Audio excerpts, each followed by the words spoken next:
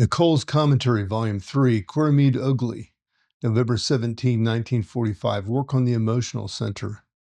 This is the first of 2 videos from this meeting. At the last meeting, there was a question asked about how to work on the emotional center. The great trouble with the emotional center is that we're always identified with it.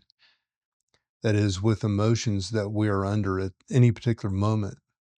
We have the greatest difficulty in separating ourselves from the emotional state of the moment.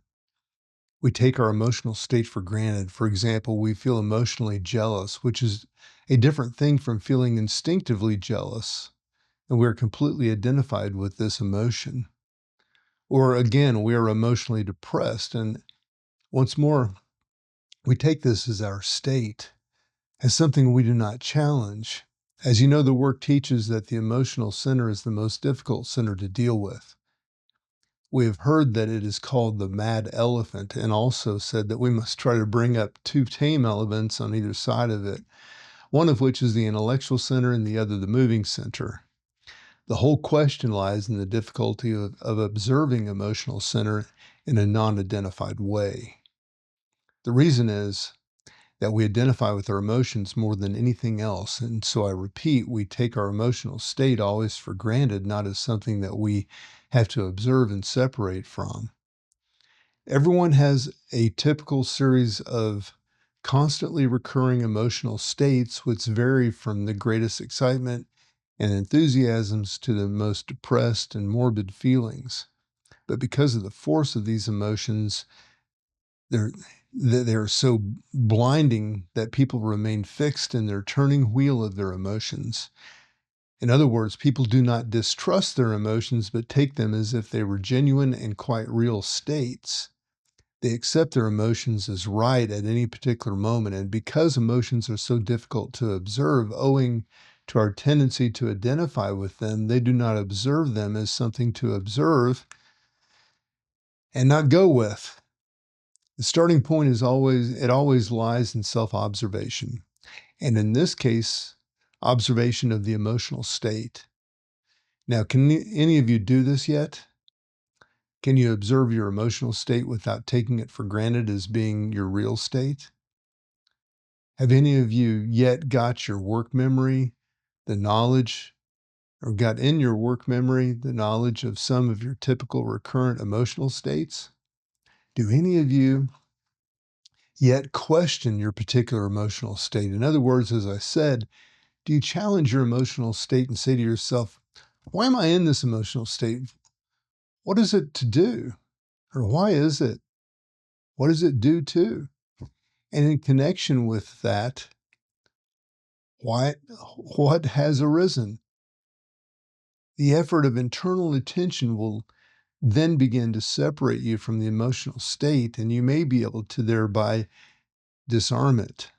That is, not go with it, not believe in it, not take it for granted. There are 2 sources of our emotional states at any moment.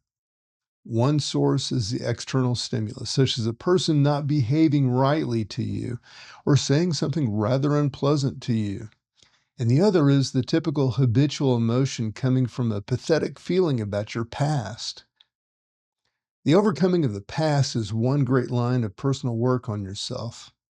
Most people have such a great register of unhappy moments which they had nourished so much that often it is very difficult for them to escape from those pathetic states, which of course only give rise to continual negative emotions, which only create useless suffering. This personal work is of a very special type, and everyone must be able to face it after a time. The whole of the past must be canceled eventually. In other words, you must have nothing against anyone. You must forgive all debts. And as has been often said recently, you can only do this by completely changing your opinion of yourself through self-observation. The other source is how people behave to you externally each day. You become negative with someone for acting in a certain way to which you actually think is wrong. And then you must see that all these 2 sources, inner and outer, of negative emotions are very closely connected. On one occasion, Mr. Ospensky was talking about this subject and how we identify with every emotional state. He gave us a supreme formula: not to identify, take nothing seriously except the work. Now, in regard to being negative and having an unpleasant emotional state towards a particular person, supposing you've got to the point of being able to observe that you're in an unpleasant emotional state. And this, of course, means that you do not quite identify with it. So let us suppose that you are slightly conscious of being in a negative state towards a particular person. How are you going to deal with it? Here all the work that you have done personally comes in. Try to formulate what it is that makes you negative as regards this person, and then look into the book of your own self-observation, into your own records of yourself, that is, into your work memory, and try to see whether what you find difficult to bear in this other person is not something that you also have in yourself. Realizing that you are just as difficult in yourself as the person you criticize produces instantly the magical feeling of surrender, of canceling, of freedom. But in order to do this, you must use the intellectual center. In other words, you must think. Here comes in a very good example of what thinking in the work sense means. And I can assure you that whatever you think in this way, it will give you the greatest feeling of freedom that you have ever experienced. Again, suppose that you're negative because someone says something unpleasant to you.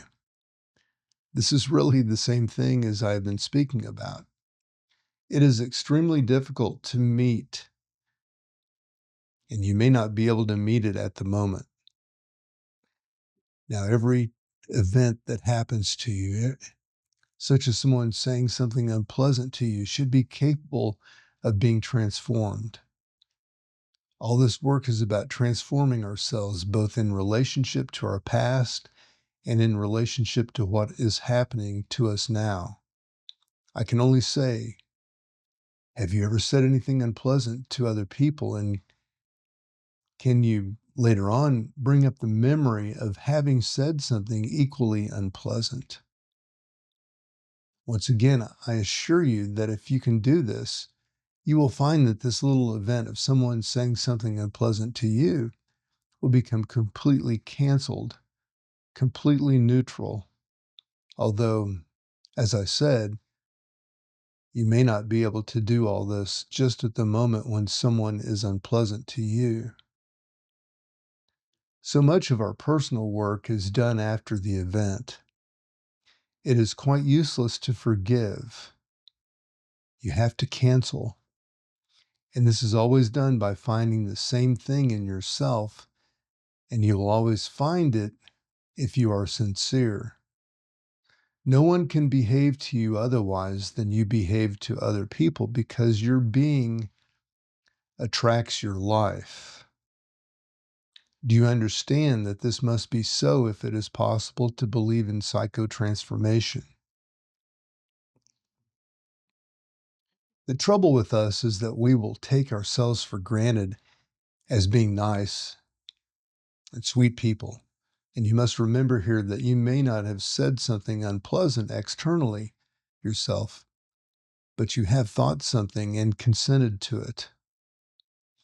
In the work, you must understand that what you think psychologically in yourself in your own privacy counts just as much as what you say. I'm speaking of those thoughts to which you have consented, those checks to which you have signed your name. They count just as much as what is said openly. The Gospels often speak of this, but the case is quite different with a person in the work into whose mind comes into many unpleasant thoughts about other people, but who does not consent to these thoughts. He sees quite easily how he could combine chemically with them, but he will not allow these combinations really to take place. And after a time, his temptation is over. This is real temptation because all real temptation is about the work.